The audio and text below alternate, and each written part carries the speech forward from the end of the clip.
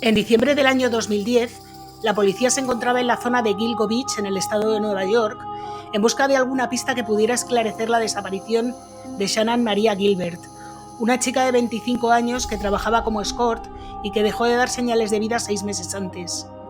Al parecer, parte de sus pertenencias habían aparecido entre la maleza en un parque natural anexo a las dunas de la playa, y los investigadores decidieron llevar perros adiestrados hasta allí para ver si podían encontrar más evidencias. Fue en ese momento cuando se encontraron con un cuerpo metido en una bolsa de arpillera, como las que utilizan los cazadores. En avanzado estado de descomposición, era prácticamente un esqueleto, por lo que les quedó muy claro que aquel no era el cuerpo de Shannan. Esa víctima había fallecido mucho tiempo antes, así que decidieron continuar con la búsqueda de Shannan, y unos días más tarde apareció el cuerpo de otra mujer, y después otra, y más tarde otra más, y ninguna era Shannan.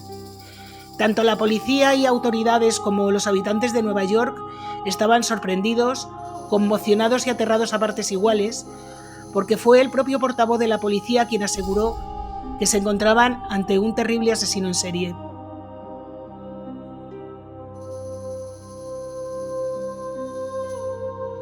Hola a todos, yo soy Julia y hoy os traigo el caso de un presunto asesino en serie.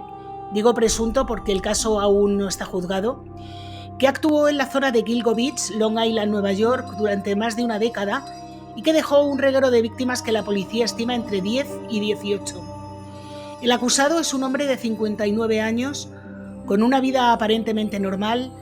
Estaba casado, tenía 2 hijos, un perro, una casa en la playa, una empresa de arquitectura en Manhattan, que logró pasar desapercibido para los investigadores durante más de 12 años, hasta que en el año 2022 se forma un nuevo equipo de investigación que involucra a la policía del condado de Suffolk, a la policía del estado y al FBI, y en menos de un año logran dar con él, reunir pistas lo suficientemente sólidas para detenerle y que un juez lo mantenga en prisión desde entonces a la espera de juicio.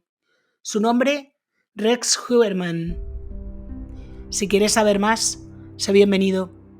Bueno, y antes de ir con el caso, aprovecho para deciros que muchas gracias por ver mis vídeos y que si no estáis suscritos, pues os suscribáis, comentéis, compartáis, activéis la campanita, me deis un like y bueno, todas estas cosas que, como os digo siempre, a vosotros no os cuestan nada y de verdad que a mí me ayudan un montón.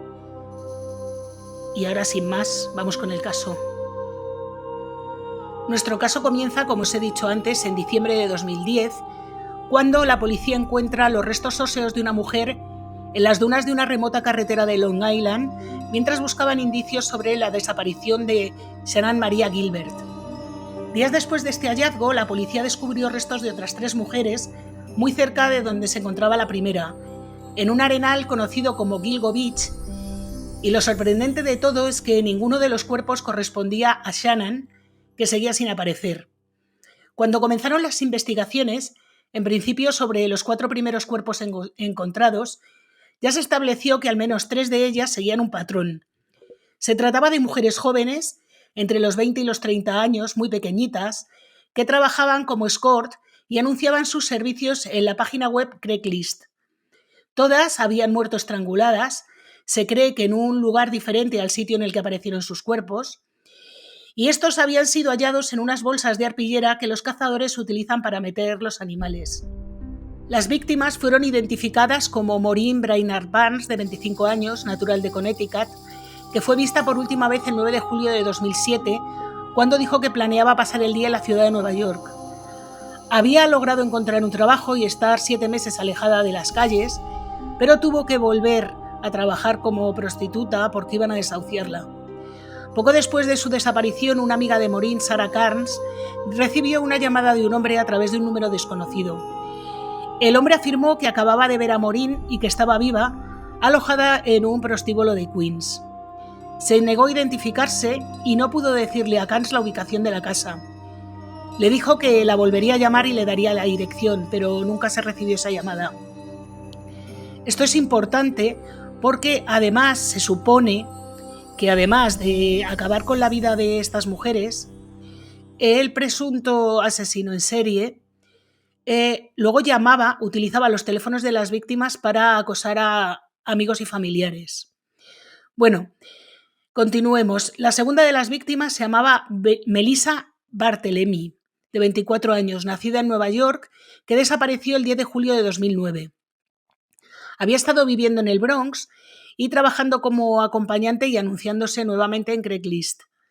La noche en que desapareció se reunió con un cliente, ingresó $900 en su cuenta bancaria e intentó llamar a un antiguo novio sin lograr comunicarse.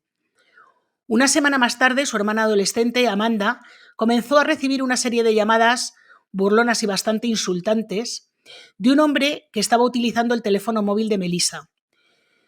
La persona que llamó preguntó si Amanda era prostituta como su hermana. Las llamadas se volvieron cada vez más inquietantes y finalmente culminaron con la llamada en la que le dijo este hombre a Amanda que su hermana estaba muerta y que iba a contemplar cómo se pudría. Amanda lo denunció, la policía rastreó alguna de estas llamadas, cuyo origen se situó en el Madison Square Garden, en el Mid Manhattan, y en una urbanización que se llama Massapequa, que está muy cerca de Gilgo Beach. Pero no pudieron determinar quién hizo estas llamadas. La tercera de las víctimas se llama Megan Waterman, de 22 años, procedía del sur de Portland, en el estado de Maine, al norte de Nueva York, y desapareció el 6 de junio de 2010, después de colocar anuncios en Craigslist. El día anterior le había dicho a su novio de 20 años que iba a salir y que lo llamaría más tarde. En el momento de su desaparición se estaba quedando en un motel de Hauppauge, o algo así, en Nueva York, a 24 kilómetros al noreste de Gilgo Beach. Y la cuarta víctima era Amberlynn Costello, de 27 años, que vivía en North Babylon, ubicado a 16 kilómetros al norte de Gilgo Beach. Trabajaba como escort para costear el consumo de sustancias, ya que era politoxicómana. Desapareció el 2 de septiembre de 2010.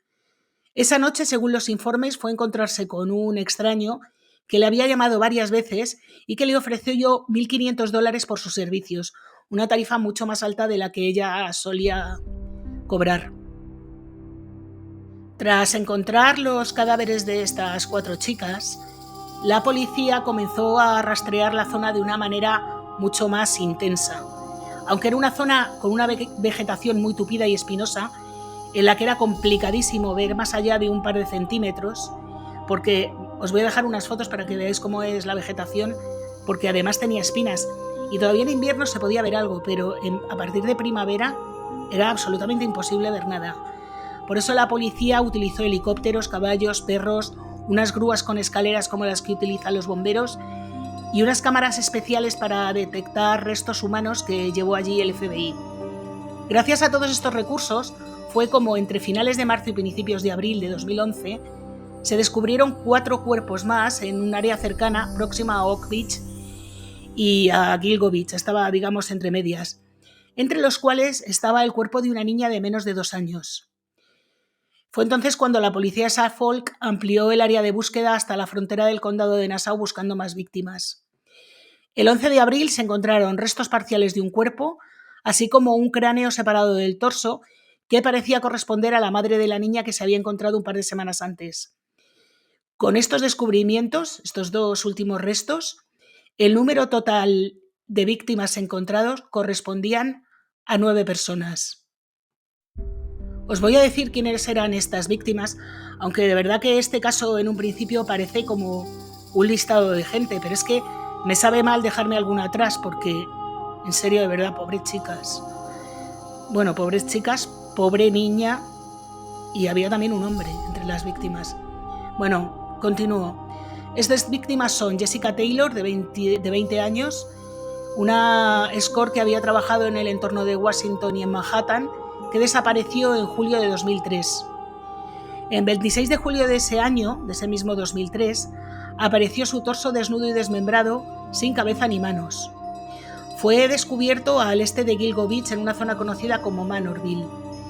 Sus restos fueron identificados por análisis de ADN como correspondientes a otros restos que se habían encontrado en la zona de Gilgo cuando se hicieron estos rastreos.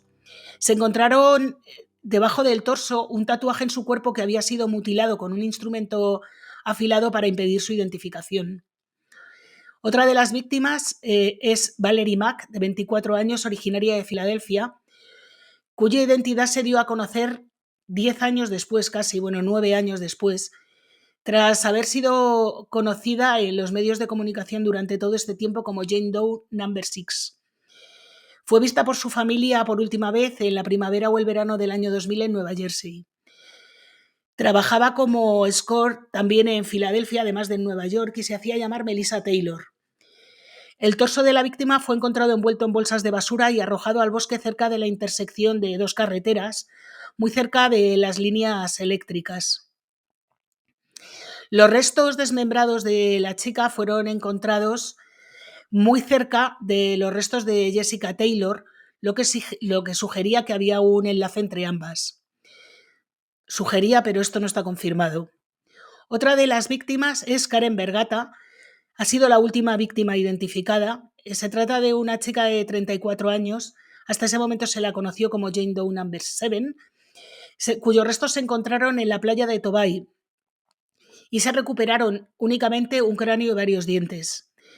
Estos restos fueron vinculados por pruebas de ADN con un conjunto de piernas cortadas encontrados en una bolsa de basura en Fire Island el 20 de abril de 1996, pero no se sabe cuándo desapareció esta chica.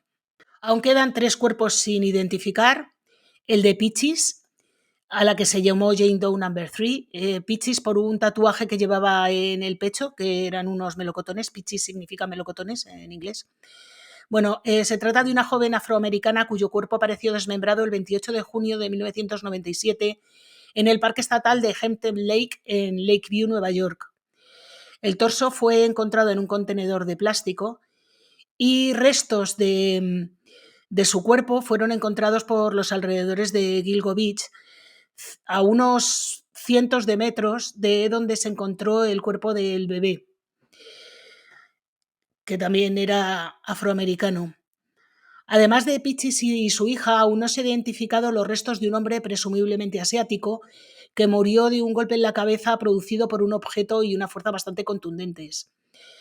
Fue descubierto el 4 de abril de 2011, muy cerca de donde se hallaron los primeros 4 cuerpos en diciembre de 2010. Afirmaban que se trataba de una escort transexual que vestía ropa de mujer en el momento de fallecer. Tenía entre 17 y 23 años, le faltaban 4 dientes y habría muerto entre 5 y 10 años antes de que se le encontrara en 2011. Todavía, como veis, no ha aparecido Shannan, porque Shannan fue el último de los cuerpos que se encontró. Cuando por fin apareció, la sorpresa fue mayúscula, primero porque se la encontró en una zona pantanosa cerca de la autopista, bastante alejada de los otros restos, bastante alejada de la zona donde se encontraron los otros restos, y en segundo lugar se sorprendieron porque cuando se le practicó la autopsia quedó demostrado que, a pesar de todo lo que se suponía, Shannan murió por ahogamiento, y este ahogamiento pudo haberse debido a que sufrió un episodio de histeria, después de haber consumido algún tipo de droga. Shannan Maria Gilbert fue a una vivienda de un cliente en Oak Beach y no se volvió a saber nada de ella desde que a las 4:50 de la mañana del 1 de mayo de 2010 llamó al teléfono de emergencias bastante nerviosa, diciendo que alguien la estaba siguiendo y que trataban de matarla. Fue vista por última vez poco tiempo después, llamando a la puerta de un hombre en Oak Beach, pidiendo ayuda, para después salir corriendo en medio de la noche. El hombre no tuvo tiempo ni siquiera de retenerla, de decirle que se estuviera quieta, de llamar a emergencias, nada. La mujer salió corriendo y lo siguiente que se volvió a saber de ella es que había fallecido ahogada. La madre de Shannan fue la que promovió la búsqueda de su hija intensamente en todas partes, y realmente fue gracias a ella por lo que se encontraron los restos de las demás, porque la policía no había hecho ni caso a la desaparición de todas estas personas anteriormente. Algunas ni se habían denunciado como desaparecidas. El caso es que esta mujer tiene una historia muy triste, porque meses después de que se encontrara el cuerpo de Shannan, a esta mujer la mató su propia hija, una hermanastra de Shannan, a golpes. Es de verdad Qué trágico destino el de toda esta familia, es una pena. Bueno, después de este inciso para contaros lo que le pasó a Shannon y a su madre, vamos a volver con el caso en sí del presunto, entre comillas, serial killer de Gilgo Beach. La policía se puso a investigar desde el primer día, sobre todo la policía del condado de Suffolk, que es donde aparecieron los cuerpos. Durante una década, las investigaciones apenas avanzaron. Se detuvo algún sospechoso, pero sin pruebas sólidas en su contra, enseguida quedaron todos libres. Y a pesar de que se utilizaron las más modernas técnicas de investigación, se revisaron miles de documentos, incluso se miraron todas las multas de tráfico de la zona durante más de una década, se consiguieron fotos aéreas de vigilancia del FBI, que además se elaboró un perfil del asesino, no había nada que pareciera dar resultado. Hasta que en el año 2022, el jefe de policía del condado de Suffolk, que había liderado las investigaciones hasta ese momento, fue detenido por el FBI, acusado de haber agredido a un detenido y de haber mentido en los informes policiales.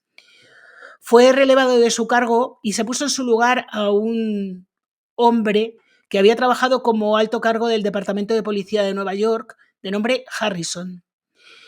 Este hombre se puso entre sus prioridades encontrar al asesino de Gilgo Beach. Para ello reunió un equipo que trabajaba en conjunto con la policía de Suffolk, la policía del estado y el FBI.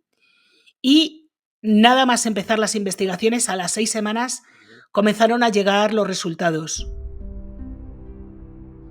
En un principio, las pesquisas se centraron en los 3 primeros cuerpos encontrados, todos menos el de Morín, que eran los que habían aparecido en bolsas de arpillera con unas características bastante parecidas. Luego, la policía atribuyó al mismo autor la muerte de Morín, con lo cual el caso pasó a ser conocido como las 4 de Gilgo.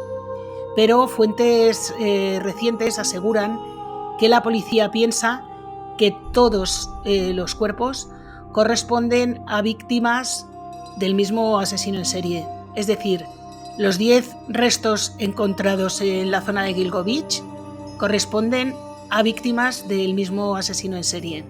Se encontraron 11 cuerpos, pero uno era el de Shannon, que se desvinculó del caso. Bueno, pues como os decía, a las 6 semanas de comenzar a trabajar en grupo, un investigador de la Policía del Estado de Nueva York, utilizando una base de datos en la que metió los testimonios de algunas personas que habían estado cerca de las desaparecidas, a las que se interrogó en su día, bien, pues cruzando datos, descubrió que había un hombre de 59 años llamado Rex Huerman, que no solo respondía a las características que había dado el perfil del FBI que se elaboró en su día sobre el posible autor de estos crímenes, sino que además vivía en Massapequa Park, una urbanización que ya había llamado la atención de los investigadores, sobre todo una zona muy concreta de esta urbanización, porque en un radio muy pequeño se habían hecho un montón de llamadas sospechosas, y porque poseía un coche, un Chevrolet Avalanche, que uno de los testigos había visto aparcado en la puerta de la casa de Amber Costello la noche antes de su muerte. Y se supone que Amber, además, al día siguiente había vuelto a quedar con esta persona propietaria del Chevrolet Avalanche.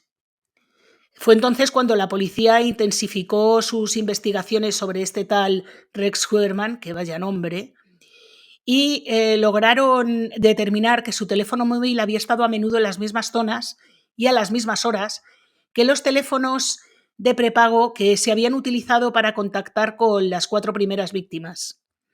Se trataba de teléfonos desechables que la policía consiguió rastrear muchas veces, no a nombre de Huerman, sino que viajaban a la vez que el propio Rex Huerman. Es decir, lo más probable es que llevara consigo estos teléfonos desechables, alguno de ellos.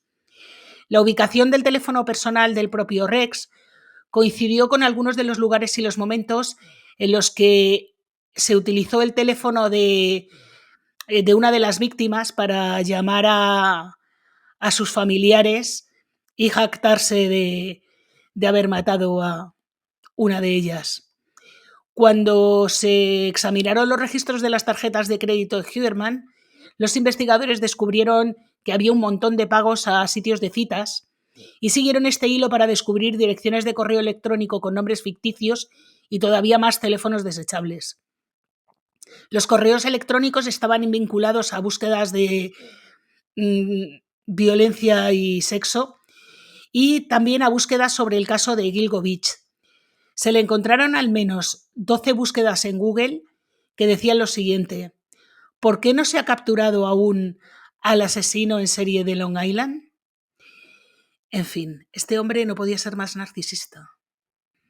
Como no querían que se enterara Rex de que la policía le estaba siguiendo, tenían que encontrar una manera de conseguir ADN, porque sí que se habían encontrado restos de ADN, pocos, porque claro, había pasado tiempo y estaban a la intemperie, pero sí que se habían logrado encontrar algunos pelos y algunas fibras de las que se pudo sacar ADN. De ahí que supieran que todos esos ADNs correspondían a la misma persona. Bueno, el caso es que tenían que encontrar ADN de Huerman para poder cotejarlo.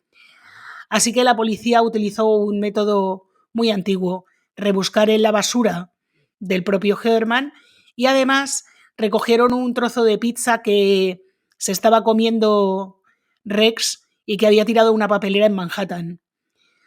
Cuando llegaron los resultados de las pruebas de ADN, vieron que coincidían al 100% con el ADN encontrado en los restos de estas víctimas. Y por si todo esto fuera poco, su perfil, como os decía antes, coincidía casi al 100% con el perfil que el FBI había hecho de él. Entre otras cosas, el FBI aseguraba que era un hombre al que seguramente le gustaba la caza, cosa no muy difícil de suponer por las bolsas de arpillera, y que le gustaba cazar víctimas humanas disponibles, vulnerables y muy pequeñas, porque era la manera en la que él se sentía empoderado y tenía la sensación de mantener el control. Qué asco, de verdad, qué asco de señor. Pero bueno, ¿quién era Rex Huerman? Bueno, pues Rex Huerman era un tipo bastante repulsivo ya desde su infancia. Era un tipo que no tenía amigos, al que se suponía muy inteligente, pero no se relacionaba prácticamente con nadie, que había vivido en la misma casa de estar talada de Massapequa Park desde que era pequeño. Según varios vecinos, la casa era un horror. Ya os voy a poner aquí unas imágenes para que veáis cómo era la casa. Estaba completamente destartalada. Bueno, el caso es que Rex Huerman incluso había ido al instituto, esto es un chascarrillo, con el actor Billy Baldwin, que cuando se enteró de la detención de su compañero de instituto, pensó que aquello era, bueno, no era de instituto, era de colegio, pensó que aquello era alucinante e incluso le mandó un mensajito por Instagram. Rex no le contestó, claro. Bueno, el caso es que Rex, tras licenciarse en el Instituto de Tecnología de Nueva York, creó su propio estudio de arquitectura llamado RH Consultant Associates, que se encontraba en el Midtown de Manhattan, a muy pocas manzanas de donde Maureen desapareció, y en la misma zona donde se hicieron varias de las llamadas amenazantes a la hermana menor de Melissa. Rex Huerman era arquitecto, pero sobre todo era experto en buscar los recovecos legales para conseguir las licencias de obra en Nueva York. No hacía grandes edificios, pero trabajaba para organizaciones benéficas, minoristas. Bueno, según la biografía que se encuentra en su empresa, también trabajó para organismos municipales pero vamos, que no era un gran arquitecto con un gran nombre ni con un despacho gigante. Era pues uno más. Lo que sí llamaba la atención y por lo que sobresalía por encima de la media es que Rex era un hombre muy grande. Medía cerca de 2 metros y pesaba alrededor de 150 kilos. Era un hombre imponente, aterrador, que siempre estaba enfadado, por lo visto, al que le costaba sonreír y al que, por supuesto, le encantaba la caza. Le encantaba la caza y sentirse poderoso. De hecho, en el registro de su casa sacaron nada menos que casi 300 armas.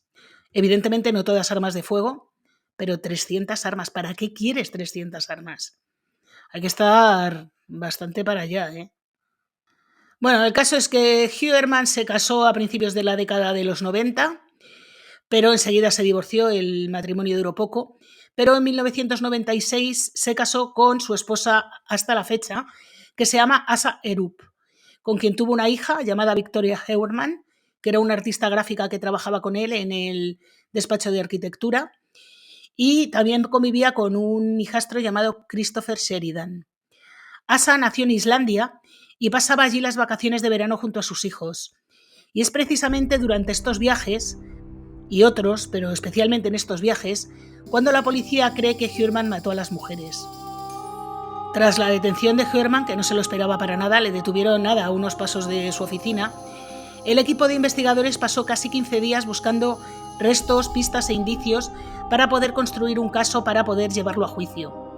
Por supuesto, requisaron el coche y las cerca de 300 armas, y por lo visto, aunque no ha trascendido porque aún no ha llegado al juicio, la búsqueda fue muy fructífera y allí se encontraron pruebas lo suficientemente sólidas como para llevar a este hombre a juicio. En la primera vista previa al juicio, que aún no tiene fecha de celebración, que se celebró esta vista previa en noviembre del año 2023, a Huerman se le acusó solamente de la muerte de 3 de las víctimas encontradas en diciembre del año 2011. O sea, de las 4, solo 3. 3 menos Morín. Era la única que no estaba dentro del grupo, digamos. Bueno, él se consideró y se declaró inocente. En una vista posterior que se celebró el 6 de febrero de este mismo año, se le acusó ya de la muerte de Morín, de la que él también se declaró inocente. Su mujer, que en un principio, cuando se enteró de todo, pidió rápidamente el divorcio, bueno, pues aún no se ha divorciado y le visita regularmente en prisión una vez a la semana. Y por lo visto, ha hecho unas declaraciones en las que dice que no cree que su marido haya sido capaz de hacer una cosa así. Unas declaraciones muy en línea con las de Rex Huerman, que dice que todas las pruebas que tienen contra él son circunstanciales y que él no ha hecho absolutamente nada de nada. La mujer de Rex Huerman, que aparte de visitarle y por lo visto apoyarle, podría haber ayudado a centrar la investigación en su marido, ya que los investigadores, además de restos de ADN de Rex, también encontraron pelos y fibras y restos de ADN de la mujer de Rex, aunque ella no está acusada de nada, ¿eh? Son restos por transferencia, por lo visto. Aún así, ha habido una fuerte presión mediática diciendo que es posible que la mujer esté implicada. Ella lo ha negado. Además, otro chisme del caso es que Asa padece un cáncer de piel y de pecho y ha perdido el seguro médico puesto que su marido no puede pagarlo estando en prisión. Así que ha creado una página de crowdfunding para poder financiar el tratamiento. Una de las personas que ha apoyado y ha impulsado este crowdfunding es la hija de BTK, que dice que ella se siente muy identificada con este tipo de personas, familiares de serial killer, porque ella lo sufrió en sus carnes. Su padre, BTK, por su parte, escribió una carta a la Fox, me parece que fue, en la que aseguraba que el asesino de Gilgovich era un clon de él mismo. En la carta que escribió a la Fox dice textualmente: a mí me arrestaron a los 59 años, casado y con 2 hijos, esposo, padre, serial killer desde hace mucho tiempo, acosador, usa dispositivos electrónicos, vive en un vecindario de manera anónima, es decir, todo exactamente igual que él. Dennis Rader, conocido BTK, por si no sabéis quién es un famosísimo serial killer que fue atrapado en Kansas en el año 2005, después de décadas de asesinatos de lo más horrorosos. Pero bueno, esto es un capítulo aparte. BTK es un serial killer muy conocido. Pero Rex, por su parte, con BTK no ha tenido ninguna relación, pero Rex Huerman sí que se ha sentido atraído por otra personalidad que está encarcelada, que es el asesino de la cara feliz, a quien por lo visto, porque esto lo ha dicho el asesino de la cara feliz, que se llama Jesperson. Bueno, pues Jesperson dice que Rex le ha escrito una carta a la cárcel donde se queja del trato recibido. Y Jesperson, que dice que recibe mucha correspondencia, por lo visto solo ha contestado a Rex Huerman. Este sí parece ser que le interesa cartearse con él. Hay que ver qué compadreo hay entre los serial killer estadounidenses. A mí me flipa esto. Y bueno, después de estas anécdotas que realmente tampoco aportan tanto al caso, son simples cotilleos. Bueno, el caso es que hasta aquí llega hoy, que estoy haciendo el caso, la información que se tiene de Rex Heuermann. Pero es un caso que está creciendo cada día y hasta que no se celebre el juicio van a seguir apareciendo un montón de cosas más. Todavía no hay fecha de celebración del juicio, pero bueno, si me entero de algo interesante ya os haré alguna actualización del caso porque estoy segura que alguna víctima más le va a caer antes de que el juicio se celebre. De hecho, eso es lo que está tratando de hacer la policía, la fiscalía y todos los que están investigando el caso. Y bueno, si me entero de cómo sigue el tema de su mujer, pues también os lo actualizaré. Y bueno, como os digo, hasta aquí el caso de hoy. Espero que os haya gustado. Si es así, por favor, dadme un like, activad la campanita, suscribiros, bueno, y todas estas cosas que os digo siempre. Y bueno, ya me despido hasta la semana que viene. Como subo vídeo todos los viernes, pues eso, hasta la semana que viene.